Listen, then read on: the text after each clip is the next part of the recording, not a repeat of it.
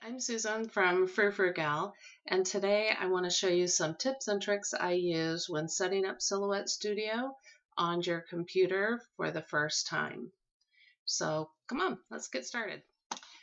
After you've downloaded Silhouette Studio to your computer, you'll find the icon for the software is placed on the desktop. This is a quick launch icon, so that traditionally you double click on that and that would open up the software. I like to pin these icons to my taskbar for software that I use frequently and just make sure it has easy access. So the way to do that is you're going to right click on the Silhouette Studio icon to get your right click menu. And on that menu is an option Pin to Taskbar right here. So I just click that, and as you see now down here on my taskbar, I now have the Silhouette Studio icon. So instead of double clicking it, it's a single click. Um, it's again the things that I use frequently, I like to keep pinned to my taskbar, and Silhouette Studio is one of those softwares that I use a lot, so it just is nice to have it down there in my taskbar. Depending on the speed of your computer and how much processing speed and whatnot you have will determine how quickly this loads. But when you get this introductory screen, you can see right here that this is the basic edition of the software that's being loaded onto the computer. Now, if you've bought a license key for either the designer or the business edition, once you install them, that will change to say designer edition or business edition, depending on what license key you use. So, but the first time, it's always going to say the basic edition. And everything that I'm going to show you today is what's available on the basic edition, designer edition, and business edition. Just add a couple more features. They don't take away from anything that's already there in the basic edition. So just something to keep in mind. Okay, when Silhouette Studio opens up, you can see that there's this splash screen at the front that Silhouette has put on there, and it says welcome to Silhouette Studio. Find out what's new in 4.4. So 4.4 is the version of the software. So this is the 4.4 version. Technically, there are some additional numbers, so it might be 4.4.37, which indicates which release of version 4.4 that you have. So the next button is just going to walk you through some of the changes to this version of the software. If you don't care about that and are interested, you can just hit the X in the upper right corner, or you can hit the next button down here to see what they are. Maybe you haven't been on there and you're like, hey, what's it? Well, this is, and it says, hey, we've got a feature called Smart Snapping.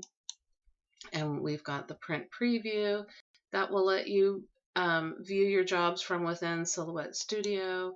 And we have the PNG auto trace, and here's some further help. And so once you're done, you can get started, or you can hit the X. Usually all software gives you a couple of ways to do the same thing. So they don't do anything different. They just are different ways that you can do like the same process. If you've never used Silhouette Studio software before, what you see when you come in is you have basically this design workspace that's meant to look like the cutting mat that came with your machine. And it actually looks to me like a cutting mat with a white piece of paper stuck to it, because your cutting mat actually has a grid printed on it to help you line up your material. So this is what it would look like if you had a white piece of paper stuck to your cutting mat.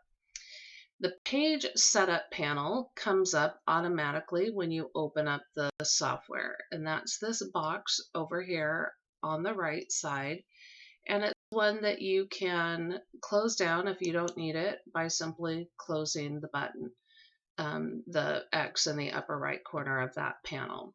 I'm going to get to these panels in a minute, but I just want to do a quick explanation of the software. Your icons over on the left are all your design icons. So things that you're going to use for designing, point editing, creating lines, creating shapes, using a pencil for some freehand, doing text, drawing a note, erasing, and cutting images. Those are all there. And if you're not sure what anything is, if you hold your cursor over it and just leave it there, it'll pop up and you see it says edit points. You also have icons at the top for doing things as well as menu options. Again, it's back to that way of there's more than one way to do the same thing. So some people prefer to go to the menus, some people prefer to use icons. Whatever works for you, do that. Okay, so that page setup panel comes from this menu over on the right, which are all your different panels that you have. Now, if you have Designer Edition, you'll have some additional panels. The same with Business Edition. We'll add some additional panels to this side of your screen. So again, the page setup panel is showing when you open up Silhouette Studio. Now, if you're interested and want me to give you more information about how to use each of these panels, I'll be happy to do another video. Just go ahead and leave me a comment or request in the comments below, and I'll be happy to work on one of those. I'm not going to go through all of the features on them. I'm just going to tell you what I'm looking for on this panel in order to make my workspace a little easier for me. So let's get back to this paper that's on the cutting mat. So here on the page setup menu, you'll see this option called transparency. And what this refers to is how opaque that piece of paper is, or the transparency of it. Now you can slide it all the way down, and now you see your design area looks like a cutting mat. I don't really like that. I like to have some sort of, whiteness there to the cutting mat. So, somewhere around the 50% range is preferable for me. You can slide it and see what your eyes like. This red line that's around the outside of the cutting mat, this shows the cut border. So you have to place your design inside the cut border, otherwise part of your design is going to get cut off. So if we,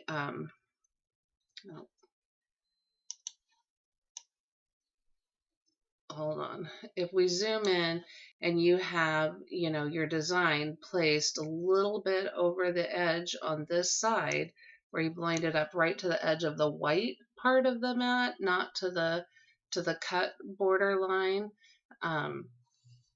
that's going to, that's going to get cut off when it's cut.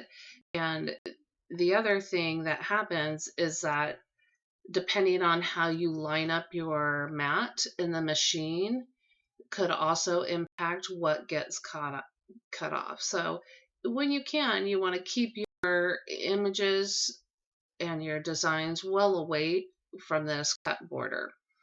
Okay, so that's the first thing that I like to change, is the opacity of this so that the printed grid of the cutting mat shows through. Okay. The other thing that I like to change is down here in the preferences panel, and that is the icon that looks like the gear. I'm not going to go through every single option for you here, but the things that I think that you might want to pay attention to are on this general screen. Here's where you have the option to change the language. So if your language is something other than English, this is where your default would be. your option to change it. And then you have this default save location. You can choose hard disk or library. Now by default, it sets to your hard disk, which means it's going to save locally on your computer. So if you go from one computer to the other and you're like, where's my design? Well, what you design on your laptop and save locally to your laptop is not going to be, you know, on a different computer. Say you have a desktop and a laptop, what you're saving on one doesn't automatically show up in the library of the other unless you choose your library. And there's advantages and disadvantages to both. The hard disk one is you're in control of that image. It's saved locally. You don't need an internet connection in order to access that image. The downside is, something happens to this computer where that image is saved, that design may be gone forever. So if it's something that you've spent a lot of time designing and you want to use a lot, you might want to save your images to the library. And the library is provided by Silhouette. It's a cloud-based storage, and you have so much space that Silhouette offers you for storing your images. And, most people are not going to get anywhere near the limits of the storage capacity that Silhouette offers for free. So that's not something that you should be terribly concerned about. The advantage to the library is, again, it's saved to the cloud, so you can access those images from any computer. So if you find that you're bouncing back and forth using Silhouette on a couple of different machines, saving things to the library might be the best option for you. The downside is, if your internet goes down and you want to work on Silhouette with those images, you won't be able to access your library until your internet is restored. If you have a hard time seeing the size of the icons along the side menus, you can increase those, and I've had several customers where they're just so hard to see. So you can increase their size over that. They don't enlarge as you move the scale. They'll only change once you apply that. Something that you might look at under the import option is if you know that you've purchased a lot of SVG images or cut files from vendors outside of Silhouette. Sometimes when those images come into Silhouette, you can't see them, and people are like, what happened? I got this blank image. Well, it's not that the image is blank, it's that the image came with white lines. And if you hadn't changed the transparency of that paper looking background over your cut mat, and it's still solid white lines on a white background are not going to show up. So an option to fix that is to convert your white lines to black. So any outside images that you purchase that have white lines, when they come in, those will show there. The best the screen that's going to have the most impact and change how you're using things is this tools menu. Okay, and the options here are, this is the action after tool use. So after creating a shape, the options are to continue drawing the shape or choose select. Okay, so if I come over here and I want to draw a square, okay, and I'm drawing squares, then you can see how my cursor changed to a plus sign instead of the arrow. And so that tells me I'm on the draw shape tool. And it means that the only thing I can do now is to keep drawing squares. I can't go select one of these squares until I go up to the select menu tool, or the select tool over on the tool menu, and select it. And now you can see my cursor changes back to an arrow, and when I hover over an object, I get the finger, which allows you to move that and put that somewhere else. Okay, so the way to fix that is to choose select as the action that Silhouette will perform after you draw an object. Now this isn't going to take effect until I say okay, but I like to set this for simply every tool. I find it hugely annoying that it stays on the tool, and sometimes, like if I'm cutting through something and I'm like, okay, I want to cut this design here in this spot, and then I want to move it, and I'm not thinking about it, I'll cut it, and then I'll go to move it, and now I've just put another cut line. And so I prefer to have these all hit choose select. It just is preferable to me. I don't really change anything else on this menu, but you can go through them and see what they are. And as you're using the software, you might want to change these. People who use other design software like Photoshop or Corel or something like that, they have some of these same settings that might be a preference for them, and so you might want to change it or look here to see what those are. The other thing that I change in here is I go to the updates feature, and the check for updates, I select never. And here's the reason why I do that.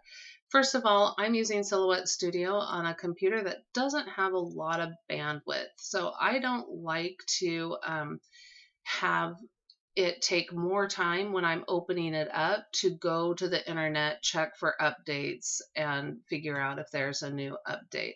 I prefer to find the updates on my own and update as I feel is necessary. I prefer to have updates be out for, a few weeks to a month before I decide to migrate over there.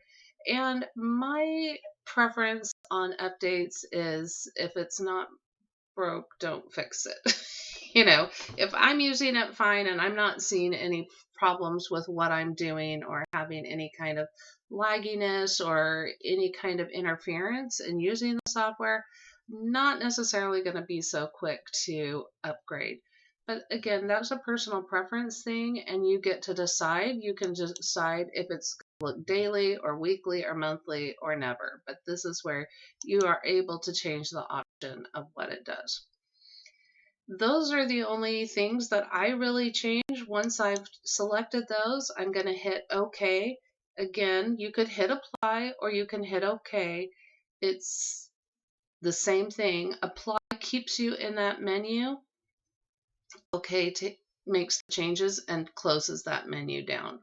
So it's just different ways of doing that. Those are the main things that I change in Silhouette Studio that have the most impact for me on how I'm using the software.